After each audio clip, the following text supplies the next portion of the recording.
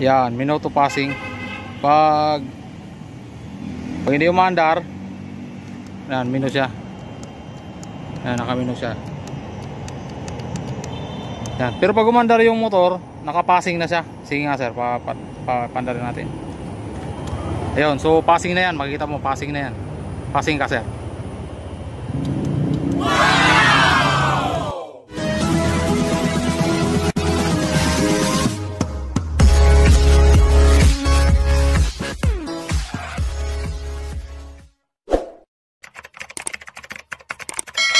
Okay mga idol, so bali ito na yung ating diagram. So kita nyo naman guys, ginandahan ko na yung drawing. Baka naman di nyo pa makuha.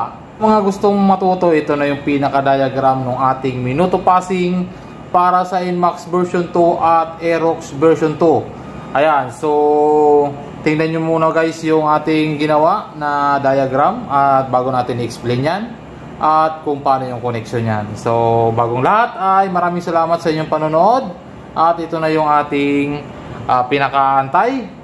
So ito na yung ating minuto passing na wiring diagram. So kung mapapansin nyo mga idol, tatlong relay yung ginamit natin. Tama po yung nakita nyo, tatlong relay. So dito sa minuto passing, meron tayong tatlong relay. So dito sa relay guys, kailangan sure tayo sa bibilhin natin. Ang bibilhin natin ay dalawang SPDT relay at isang SPST relay. So isang 4-pin at dalawang 5-pin. So ano, ito na yung connection niyan guys. I-explain ko isa-isa yan para mas maintindihan nyo mabuti at makuha nyo talaga kung para saan yung mga wire na yan. Ayan, so kung mapapansin nyo mga idol, dinagyan natin ng number 1, 2, 3 para hindi kayo malito. Ngayon guys, ganitong connection yan. Uunahin muna natin dito sa relay number 1. Sa relay number 1, yung 86, 30, 86 ng kabilang relay at number 30 naman ng relay number 3 ay pagsamasamahin natin yan. So saan natin ikukunik yan? Dito sa brown wire or sa blue strip na black. So doon sa Inmax natin mga idol, buksan lang natin yung bandang handlebar, mayroong makikitang wire doon papunta ng pindutan. So wala na tayong ibang pagkukunikan doon, kundi doon lang mismo, doon lang lahat, nandun na yung kailangan nating mga wire.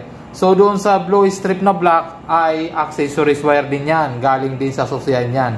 Yan yung supply ng ating headlight, yung blue strip na black. So pero kung ayaw nyo magkunik dyan, hanapin nyo po yung brown wire. Yan yung ating accessories wire. Next natin mga idol, itong 87A ay kukunik naman natin dito sa papuntang 86 naman ng relay number 3. Ang purpose nito mga idol, para masupplyan natin ng positive tong relay number 3. Kapag sinupplyan natin ng number 30 ng positive, magkakaroon na siya ng supply dito sa 87A, kaya magkakaroon ng supply itong relay number 3. Alright, dito naman tayo guys sa relay number 2.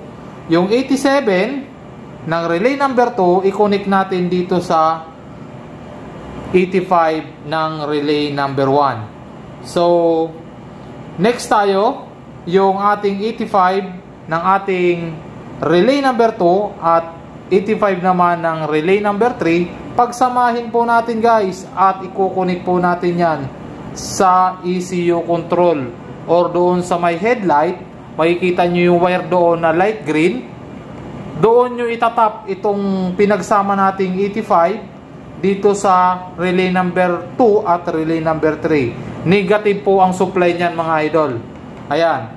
So, next tayo mga idol. Bali tapos na tayo dito sa 85 ng dalawang relay, 2 and 3. Ngayon, proceed tayo dito sa number 30 at 87A. Ito yung pinaka-importante guys. Doon sa handlebar natin, makikita natin doon yung yellow na may strip na white. So papunta ng menu button yan mga idol. Yan ang nagsusupply doon sa menu. Ang gagawin natin doon, paghiwalay natin sila, tanggalin natin doon sa socket, at yung papunta doon sa pindutan ay dito natin ilalagay sa number 30 ng ating relay. So tandaan nyo guys yung number 30 ng relay number 2 ay ilalagay natin dito sa yellow na may strip na white na papunta dun sa mino button niya. Ngayon, yung itong 87A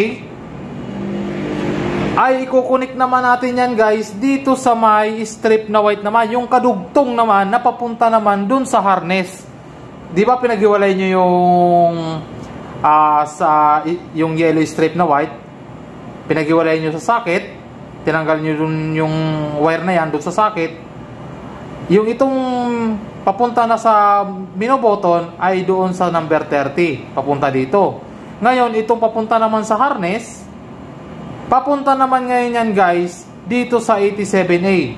So kaya ganitong relay ang binili natin dahil itong 830 at 87A ay connected yan kapag hindi pa nagtitrigger ang relay.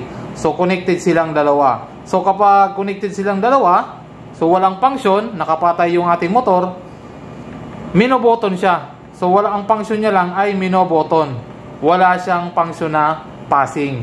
So, dito guys, kailangan hindi kayo magkamali dito sa paglalagay dito sa 87A at dito sa 30. So, ngayon tapos na tayo mga idol dito sa relay number 2. Proceed naman tayo dito sa number 87 ng relay number 3. Dito na ngayon guys, papunta na ngayon yan sa passing natin. Either sa yellow wire sa headlight natin, doon din mismo sa socket na yon. Meron na rin dong yellow wire, doon nyo na ilalagay yan. Or kung pwede nyong lagyan ng, kung isasabay nyo naman sa MDL, yung high beam sa MDL, lalagyan nyo idol ng diode.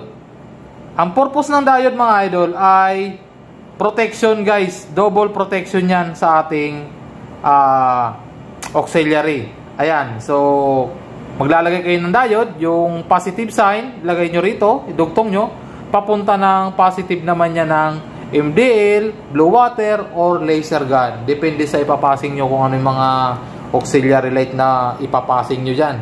Basta lagyan nyo siya ng diode. At siyempre, protection na rin to dito sa ating ginawang conversion. So ngayon mga idol, meron pa tayong isang diode na kailangan nyong lagyan. Kasi pag hindi nyo nilagyan yan, magre-reset yung oras nyo. Gagana nga yung minuto passing nya, pero nagre-reset po yung oras. So hindi naman siguro maganda yun sa motor natin kung lagi tayo nagre-reset ng oras. Although wala naman siyang masamang epekto sa motor natin, pero nga lang magre-reset ka lang na magre-reset ng oras. So yun, ito na ngayon mga idol, itong diode natin dito sa relay number 2. Ang gagawin natin mga idol, yung strip na white, dito natin i-connect sa 85, sa negative.